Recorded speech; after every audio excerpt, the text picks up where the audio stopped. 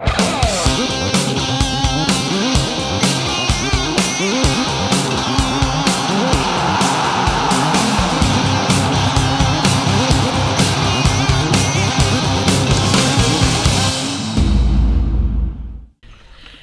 à tous dans ce nouveau numéro de Foot Daily Mag. Voici le sommaire de l'émission.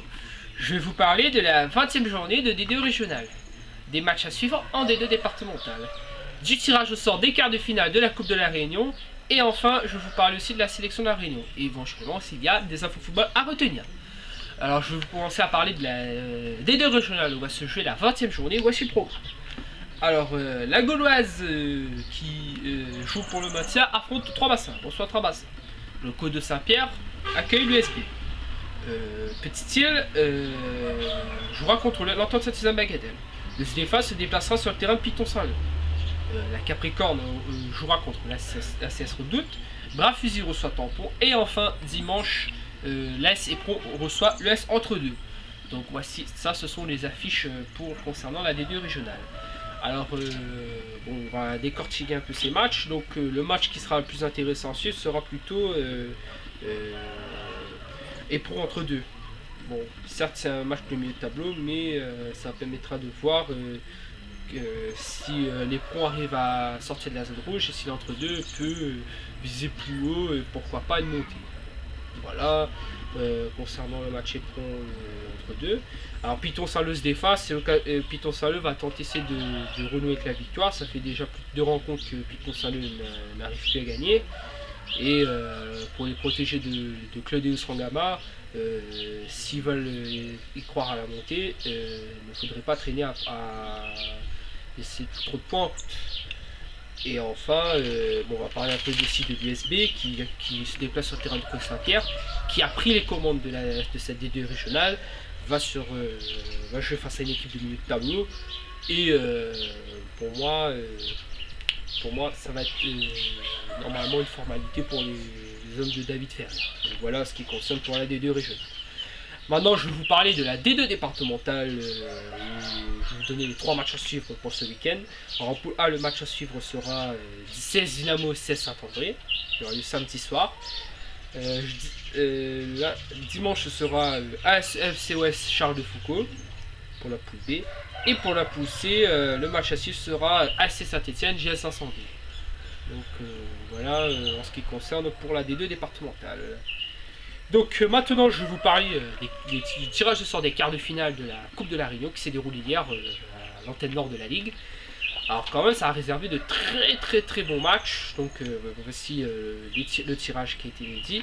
Donc en quart de finale nous aurons droit à USS Tamponnaise GS Saint-Pierroise, US Sainte-Marienne Saint-Pauloise, Saint-Denis FC, Saint-Louisiane Saint-Denis FC et enfin Jeanne d'Arc Rivière Sport. Donc ça, ce seront les affiches de cette quart de finale. Alors sachez que les dates pour ces quarts de finale ce sera les suivants. Le 27 octobre pour les 2 premiers quarts de finale, Tampon Saint-Pierre Saint-Louis Saint-Denis, en raison aussi de la finale de la Coupe régionale de France.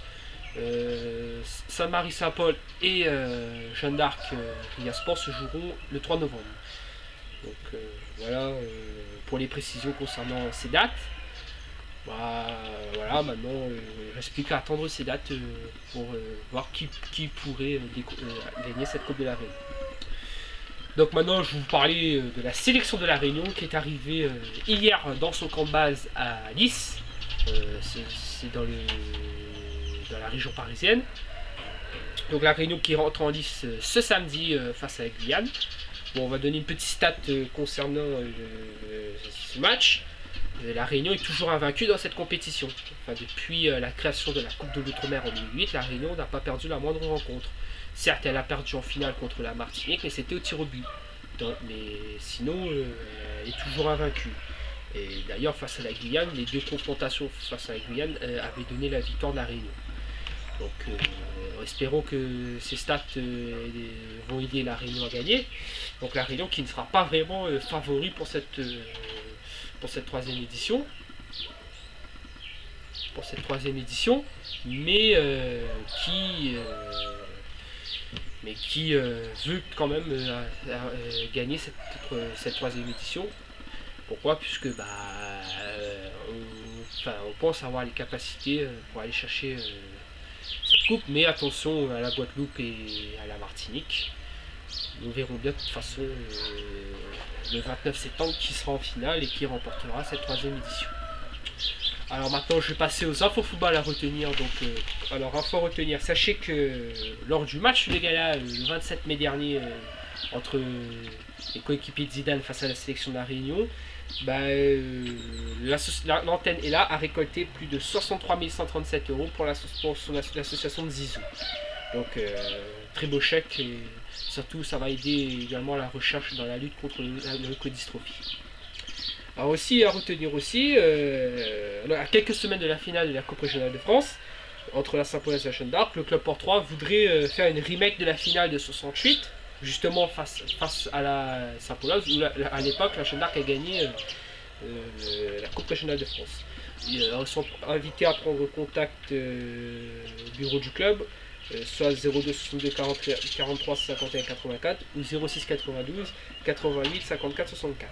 Donc voilà pour les infos à retenir. Plus d'infos sur notre page Foot de Lille 54, ou bien vous retrouvez ça sur le site de la Jeanne d'Arc.